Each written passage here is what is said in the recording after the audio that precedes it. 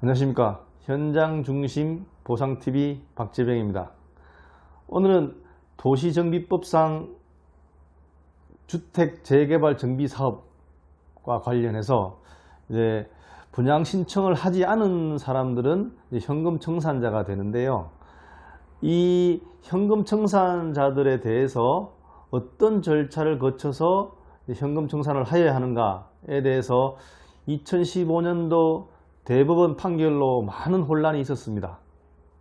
2015년 대법원 판결 요지는 그거죠. 도시정비법상 현금 청산자 절차만 거치면 전혀 문제없다.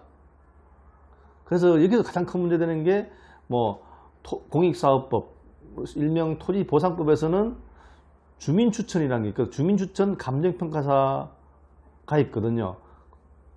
주민추천 감정평가사를 통해서 주민의 권익을 보호할 수 있는 측면이 있어서 상당히 중요한 문제가 되는데, 이런 주민추천 평가사를 선정하는 그런 절차 없이 현금 청산을 해도 문제가 없다. 이런 판결을 냈습니다.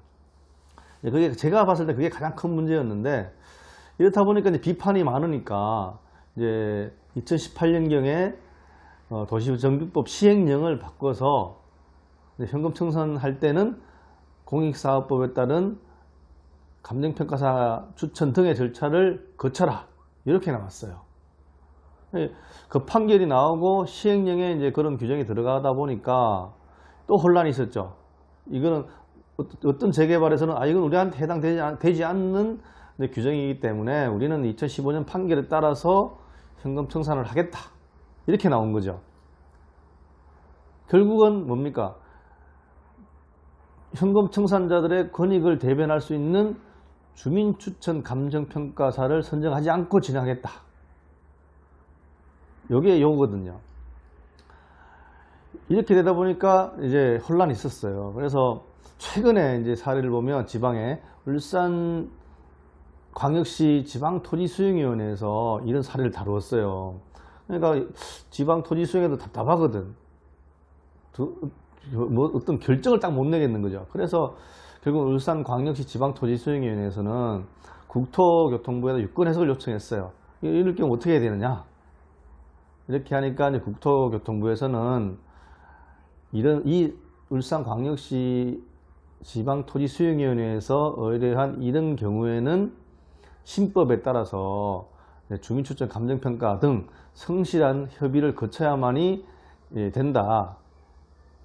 그런데 이 사업에서는 주민추천 감정평가사도 없이 감정평가를 했다, 이런 등등으로 해서 울산 지방토지수용위원회에서는 각하 결정을 했죠. 각하 결정. 다시 돌아가. 처음부터 다시. 이래서 그걸 한 2번 각하 결정을 했어요. 재개발법도 진짜 단단하죠. 어떻게 그렇게 2번씩 연속으로 낼지 모르겠지만, 이제 그렇게 해서 결국은 지금은 다시 이제 주민추천 감정평가사를 선임하는 그런 절차를 거치고 있더라고요.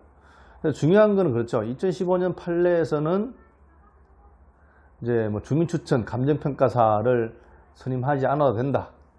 그런 거 없이 종전자산평가나 아니면 어떤 나름의 이제 현금 청산 금액을 제시하면은 적법한 이제 협의가 되기 때문에 그것만 거치고 수용 재결 신청해도 적법하다, 이렇게 했는데 이제는 아니라는 거죠. 2018년 도시정비법 시행령 개정 규정에 따라서 주민추천 감정평가사를 꼭 선임해서 감정을 할 수 있도록 하고 그 금액을 가지고 성실하게 협의에 임해라.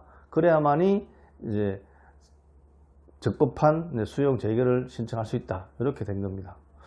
우리가 보면 주민추천 감정평가사 왜 중요한지 상당히 궁금할 수가 있어요. 근데 중요하긴 중요한데 어떤 주민 감정평가사를 추천하느냐가 더 중요한 것 같습니다. 실무에 다루다 보면. 그래서 어떤 주민추천 감정평가사를 선임해야 되는지에 관해서는 다음 시간에 한번 얘기를 하고요.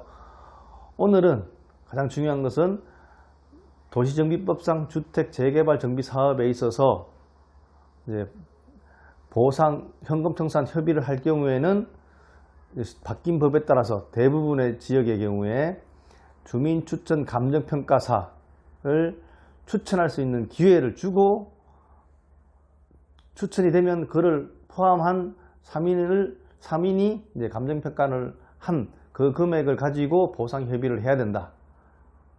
이렇게 된 거죠. 구체적인 자료를 다 제시해 드리고 싶지만 제 블로그에 그런 내용을 제가 포스팅 해놨습니다. 한번 보시고 참고하시길 바랍니다. 가장 중요한 건 마지막에 드린 그걸 꼭 기억하시고요. 다음 시간에는 어떤 감정평가사를 주민들이 추천해야만이 자기들의 권익을 보호할 수 있는지에 대해서 한번 이야기해 보도록 하겠습니다. 감사합니다.